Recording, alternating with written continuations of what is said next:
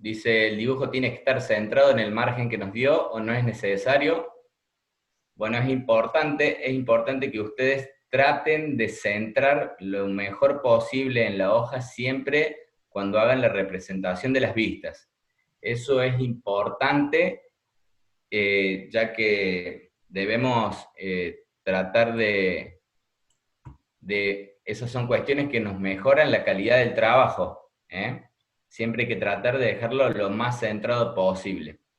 Y fíjense en este ejercicio en donde nos estamos concentrando principalmente en los errores de rotación, si bien pueden haber otros errores, pero solamente nos concentramos en los errores de rotación.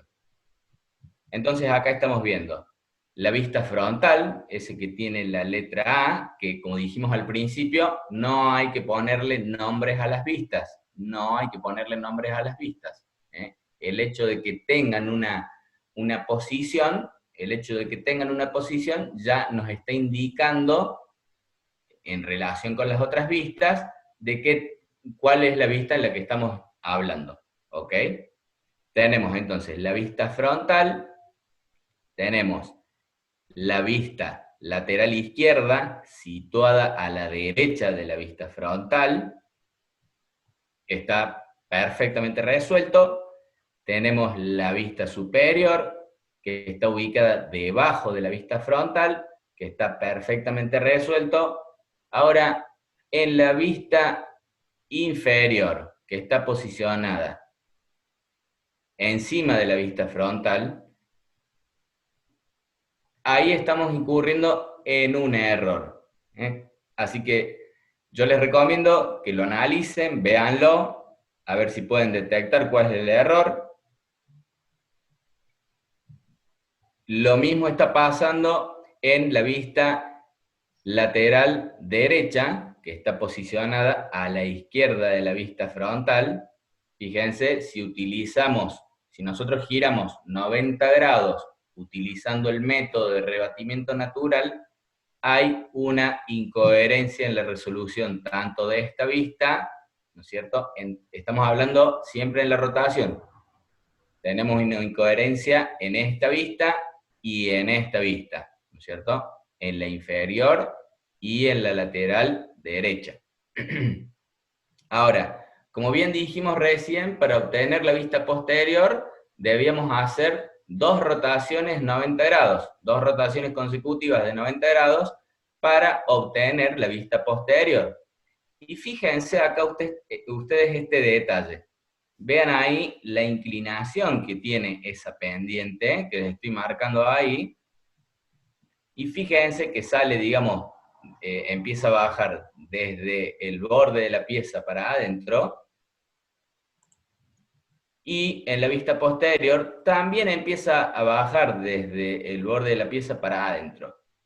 Fíjense, yo les voy a mostrar acá algún ejemplito que tenemos más arriba. Acá teníamos la vista posterior, y si ustedes pueden comparar la resolución de esta vista posterior contra esta vista posterior, de nuevo estamos cayendo en una incoherencia. Hay uno de los dos que está bien resuelto.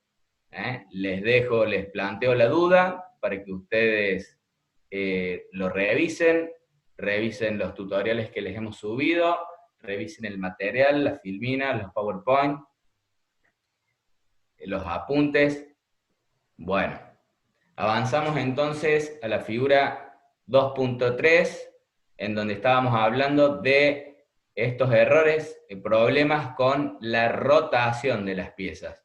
Y más arriba habían hecho una consulta sobre la separación que teníamos que tener entre vista y vista. Voy a hacer un paréntesis antes que sigamos hablando de este tipo de errores, que nos estamos concentrando en la rotación, y por eso digo que hago un paréntesis, porque les quiero mostrar una particularidad que está justo en este ejercicio, y como me lo habían preguntado recién, fíjense la distancia, la separación entre vista y vista, aquí lo han dibujado en un papel cuadriculado, se puede apreciar que es de un cuadradito entre vista y vista la separación. Pero en la vista superior, que está dibujada debajo de la vista frontal, fíjense que ya tenemos 3 cuadraditos de separación entre vista y vista. Eso es lo que no debe suceder. Eso es lo que no debe suceder. ¿Ok? Bien, cerramos el paréntesis hablando de la separación de vista a vista y volvemos de lleno a lo que es la rotación. Fíjense, esta pieza tiene la particularidad de que se tomó como vista frontal, no la vista que estaba marcada o la que principalmente estaban tomando todos, sino que se tomó, a ver si hago una comparación, fíjense la vista frontal que se tomó acá, y la vista, acá tenemos esta vista lateral, y la que en el ejercicio anterior era vista lateral, aquí la estamos viendo como vista frontal. Entonces, respondiendo un poquito a la pregunta que nos estaban haciendo recién, la vista frontal, podemos elegir cualquiera de las vistas para tomar como frontal. Lo importante es que sea una vista que sea la más representativa de la pieza, ¿ok? Entonces, que sea la más representativa de la pieza. Y no por eso, porque acá esté dibujado así, esa es la vista lateral. La vista frontal está dada por la posición en la que empezamos a dibujar. Si nosotros empezamos a dibujar, y vuelvo al ejemplo de la caja de fósforo, si empezamos a dibujar como frontal esta vista, pues bien, las vistas laterales las tendremos de esa manera. Ahora, si nosotros tomamos como vista frontal esta cara de la caja de fósforo, cuando nosotros hagamos las rotaciones, nos van a quedar como vistas laterales, las partes más anchas de la caja de fósforo. ¿Ok? Entonces, la respuesta es, ¿se puede tomar cualquier vista como frontal? Sí, se puede tomar cualquier vista como frontal. Lo importante es que sea la más representativa de la pieza. ¿Ok? ¿Hasta ahí me siguen? Seguimos. Entonces, ¿qué tenemos acá? Tenemos como vista frontal esta, vemos la vista lateral derecha dibujada a la izquierda de la vista frontal, rotación, no nos concentremos entonces en los contornos, insisto, rotación impecable. Vamos de nuevo, volvemos a la vista frontal, hacemos una rotación 90 grados hacia la derecha y vamos a ver la vista lateral izquierda. Hasta ahí va bien. Y giramos 90 grados más, o sea, hacemos partiendo de la vista frontal 2 rotaciones consecutivas de 90 grados y vamos a ver la vista posterior. De la misma manera, nosotros vamos a estar encontrando la vista superior y la vista inferior. Vamos a la figura 2.4 y dijimos que estamos hablando en relación a la rotación. Nos estamos concentrando en la rotación. Entonces, en este ejercicio vemos lo que acabábamos de hablar. Fíjense que como vista frontal, empezó dibujando la pieza vista desde atrás. Fíjense que la mayoría de los contornos, ¿no es cierto?, son ocultos. Entonces, ¿es la vista más representativa para tomar como frontal esa vista? No, no es la más representativa, porque muy bien Ángel Arispe, no es la más representativa, ya que se llena de contornos ocultos la vista frontal, y eso es lo que acabamos de explicar recién, que no debe suceder. ¿Ok? En cuanto a la rotación de las vistas laterales, está perfectamente rebatida. Vamos al rebatimiento de la vista superior e inferior, y está impecablemente rebatida, no hay duda, pero he aquí algún problemita cuando estamos haciendo la vista posterior, e insisto, cuando hacemos 2 rotaciones consecutivas de 90 grados, y todos los contornos están perfectamente dibujados, los contornos vistos, los contornos ocultos, espectaculares, pero tiene el detalle de que la pieza ha sido girada 180 grados, o sea, la pieza como que quedó pata para arriba. ¿Me explico? Y acá vamos a hablar de rotaciones, vamos a hacer un punto y seguido y vamos a hablar un poquito más de las proporciones y no tanto de las rotaciones. Fíjense, este ejercicio, insisto, no se concentren en los contornos ocultos, en los contornos vistos, pueden tener errores. Vista frontal, vista lateral derecha, vista lateral izquierda, vista inferior y vista superior, aparentemente con algún detallito mínimo que puede faltar por ahí, como algún contornito, pero cuando vamos a la vista posterior, fíjense este detalle. Fíjense este detalle, el ancho que tenemos acá, de esta parte de la pieza, llega prácticamente hasta la mitad de la pieza. Pero cuando vamos a la vista posterior, no estamos llegando a la mitad, sino que estamos llegando a un cuarto de la pieza.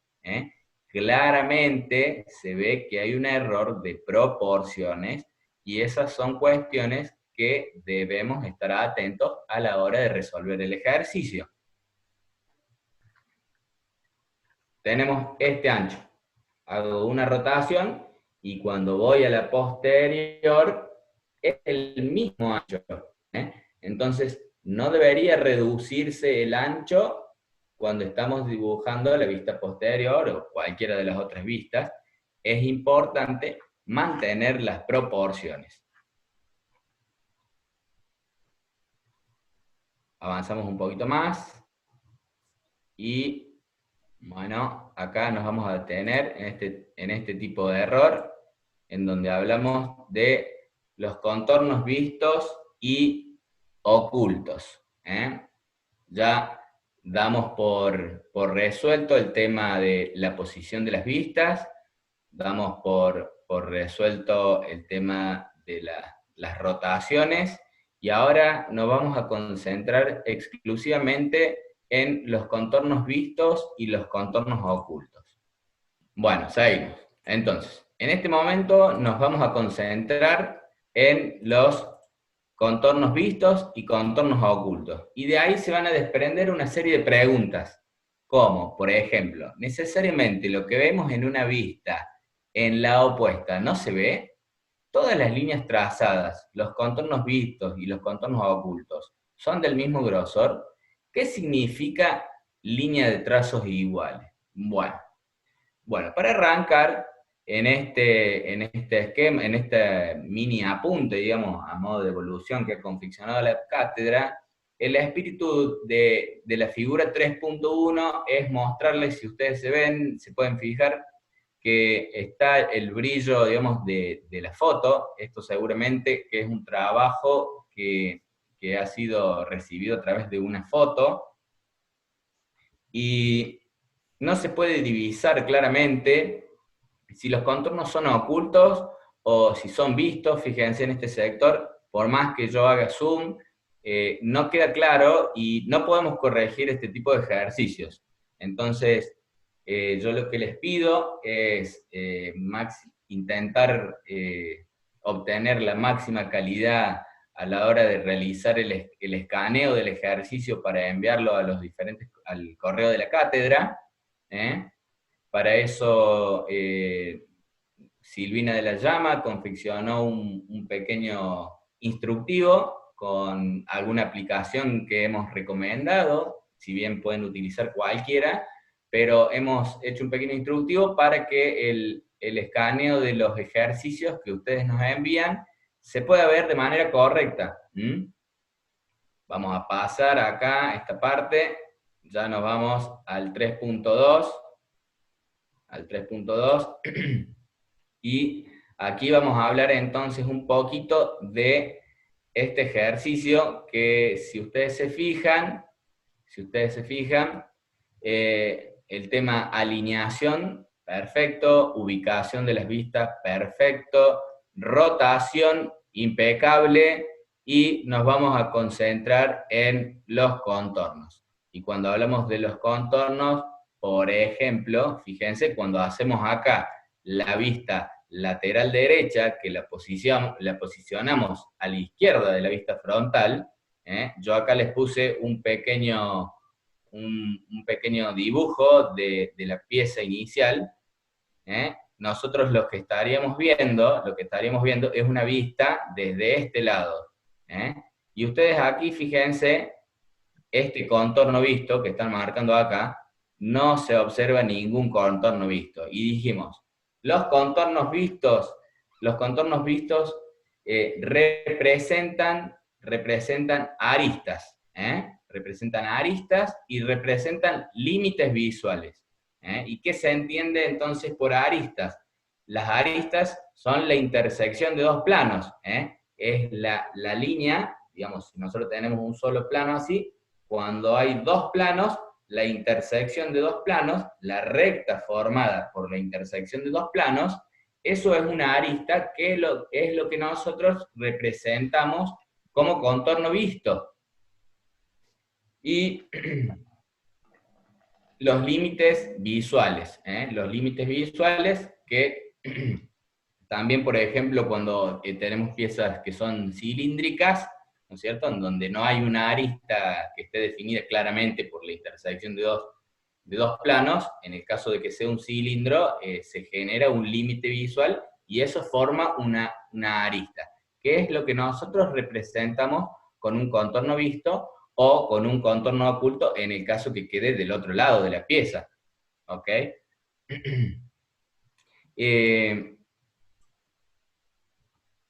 Fíjense, acá Ángel Arispe dice, faltaría el contorno oculto en el lateral derecho a 5 milímetros. Bueno, creo que Ángel está haciendo referencia a este contorno, que es un contorno visto, no debería ser un contorno visto, fíjense, si ustedes miran la pieza desde ahí donde yo les estoy marcando con la flecha, no estamos viendo ningún contorno visto. Ustedes verán qué es lo que pasa en esa vista a la hora de resolver el ejercicio. También tenemos aquí en la vista frontal algún detalle, fíjense que tenemos acá esta inclinación, que la vemos claramente acá, y tenemos acá este contorno oculto, que está formado por la línea que no se alcanza a ver, por la posición de la pieza ahí, por ese contorno que se superpone con ese. Pero cuando vemos la vista frontal, cuando nosotros analizamos la vista frontal, fíjense que aquí estaría faltando algún tipo de contorno. Y si ustedes miran la pieza desde este lado, que yo les estoy marcando con la flecha, estamos hablando de este sector de la pieza, que estaría representado en esta parte de la vista frontal. Claramente está faltando algún tipo de arista ahí, algún tipo de contorno. Puede ser un contorno visto, puede ser un contorno oculto, los dejo a su criterio. Ahí Ángel responde que faltaría un contorno visto. Perfecto, Ángel. Luego vamos en el análisis de la vista lateral izquierda, que está situada a la derecha de la vista frontal. La resolución está perfecta. Y luego vamos a la vista posterior. Y nos estaría faltando, podría ser o aquí, alguno de los contornos que acá, como decía Ángel, lo tenemos como contorno visto. Deberíamos tener algún tipo de contornos en este sector. Recuerden la rotación, 2 rotaciones de 90 grados para ir a la vista posterior, y fíjense, si nosotros tenemos esta parte de acá, que es esta de acá, y hacemos un giro de 90 grados, cuando volvemos a girar 90 grados más para encontrar la vista posterior, este sector cuadrado ya va quedando para el otro lado. Atención con eso, atención con eso. Y fíjense la inclinación que tienen las pendientes, desde dónde hacia dónde, les voy tirando un dato de un error que planteamos en algunos de los ejercicios más arriba. Bueno, aquí entonces tenemos la vista frontal,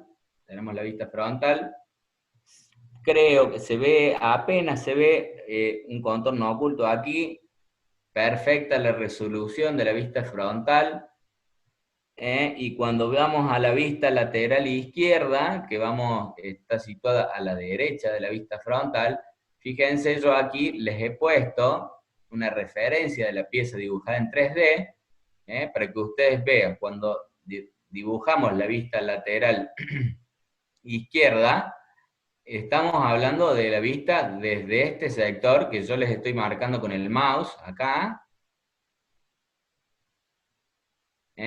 Y fíjense, yo por ejemplo, acá, en esta parte, ¿tengo algún contorno o estoy viendo un plano, un único plano que forma una especie de U que le falta como un pedacito de la patita ahí? Es un único plano. Fíjense, ahí tenemos dos detalles que estaríamos incurriendo en un error. Y fíjense, vamos a analizar en este caso la vista lateral derecha, que está ubicada a la izquierda de la vista frontal. En ese caso, tenemos los contornos ocultos, digamos, de esta parte que analizábamos recién, ahora la tenemos acá, que la vemos en oculto. Se puede apreciar que también tenemos alguna cuestión acá de algún contornito que está de más. Se los dejo para que lo analicen. Y también en esta parte, en la parte superior, digamos, de la pieza, también nos está faltando la parte que completa. Fíjense que si nosotros miramos, utilizando esta figura en 3D que yo he puesto, estaremos mirándola más desde atrás. El cuadradito por más que tengamos esta pendiente de adelante, el cuadradito ese debería asomarse por ahí, ¿ok? Debería asomarse por ahí. Y nuevamente, en la vista posterior, fíjense la inclinación, acá, de estas dos pendientes. ¿Qué pasa cuando lo vemos desde atrás? Bueno, en la figura dijimos 3.4, de nuevo, tenemos la resolución de la vista frontal. Podemos observar que faltan algunos contornos. Tenemos un contorno acá que no está representando nada, este contorno oculto.